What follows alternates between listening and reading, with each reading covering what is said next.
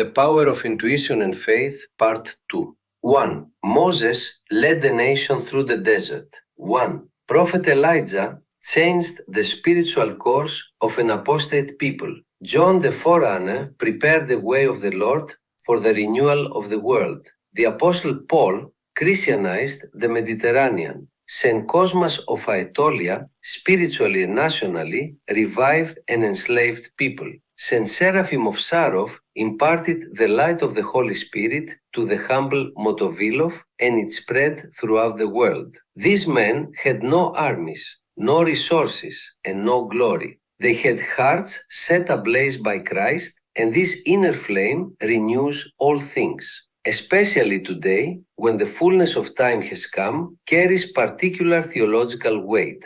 In the Holy Scriptures, the fullness of time, Galatians 4:4, has deep meaning. In the Bible, it refers to the moment when God's plan is fulfilled. If we are living in such a time, then the need for people full of spiritual fire is urgent. Our age will not be saved by words or by arguments. It will be saved by real examples, by living beacons, through the divine fire within each person, as Saint Silouan emphasizes.